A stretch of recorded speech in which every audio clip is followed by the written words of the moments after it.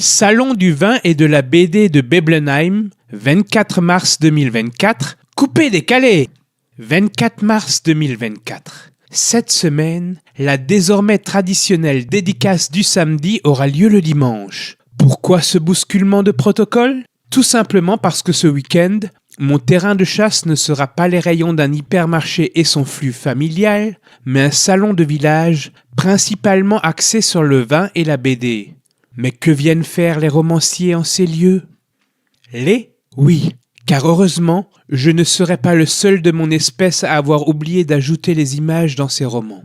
Dans la team romancier, je pourrais compter sur le soutien d'une part de Jean-Marie Sturkel et Marie Moser, un couple de romanciers et anciens journalistes spécialisés dans le polar de terroir 100% made in Alsace, ainsi que de Karine Meyer, autrice de polars historiques et de romans de fantasy, qui est une sœur de Plume depuis l'aventure des Nouvelles Plumes justement, où nous étions connus comme le Loup Blanc sous nos pseudonymes respectifs.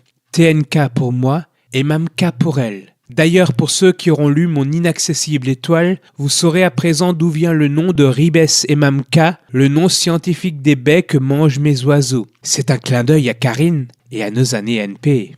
Mais avant de dédicacer, d'abord faut-il arriver sur le lieu de la dédicace, une salle des fêtes bâtie en plein cœur de Beblenheim, village viticole typique des contreforts des Vosges alsaciennes, entre Colmar et Sélestat, entouré de localités qui ont déjà fait les riches heures des émissions comme le plus beau village de France.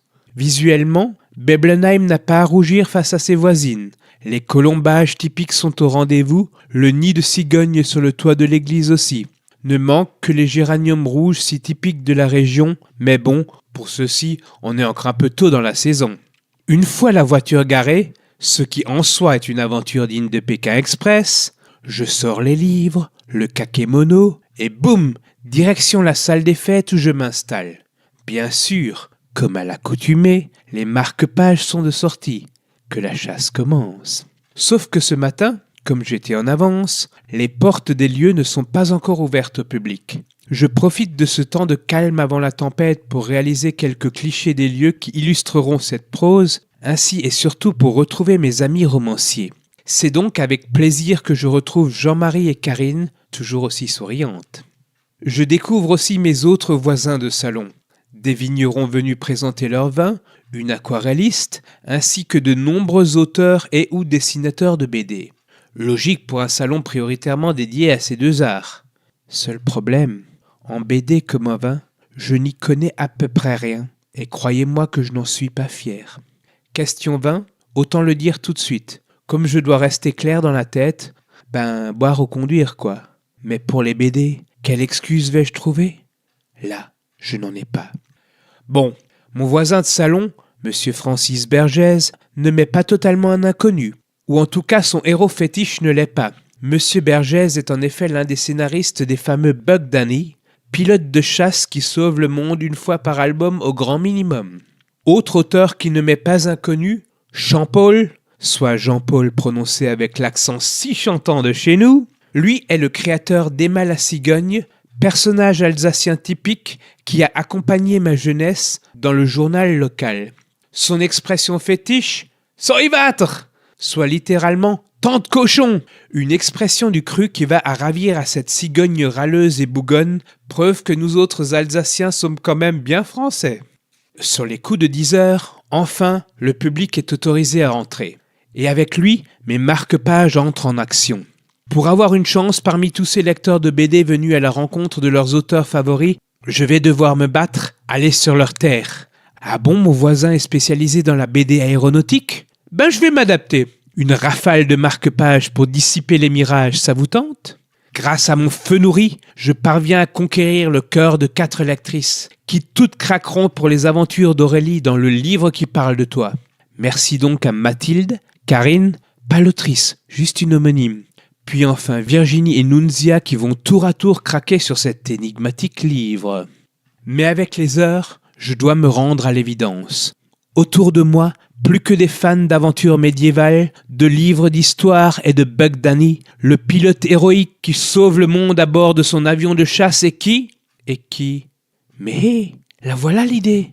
Devant moi, j'ai plein d'amateurs d'histoires de castagnes aériennes. Et si je leur lisais quelques extraits de mon C'est arrivé en avril? Et si la séquence que je choisissais était, au hasard, juste celle où mes héros, à bord d'un appareil dont je ne vous révélerai rien, mettent en déroute l'élite de l'armée de l'air lancée à leur trousse? Ni une ni deux, je mitraille de marque-pages et d'extraits bien choisis. Et voilà déjà que face à moi, Grégory, Gabriel, Maurice et Jacques tombent sous le feu nourri de mes armes absolues. Allez hop, bon voyage sur les routes de C'est arrivé en avril à vous quatre. Puis arrive la pause de midi. Bilan des courses à la mi-journée?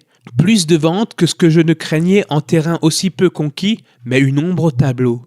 Toujours aucune inaccessible étoile de vendu, malgré mes nombreuses tentatives de pitch. En début d'après-midi, la donne change.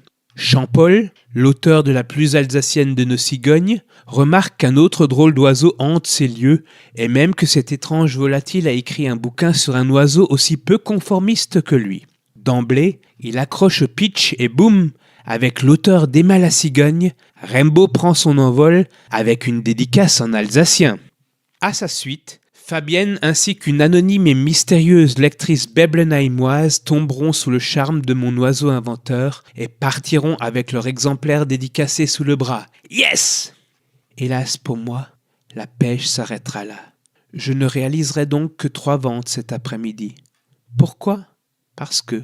Mais bon, qu'importe, je passe quelques moments sympathiques à tchatcher avec mes 2 confrères de la team romancier et m'adonne même à mon autre passion, la photographie. Pour clore le tout, une vigneronne champenoise réalisera même un très beau portrait de Karine et moi à l'aide de mon appareil. Puis lentement, le soleil sur l'horizon décline tandis que le ciel se charge. Soivateur en vue! Je charge alors précipitamment mes exemplaires dans le coffre de la voiture, espérant éviter la pluie, puis arrive à décoller au moment où les premières gouttes s'échouent sur le pare-brise.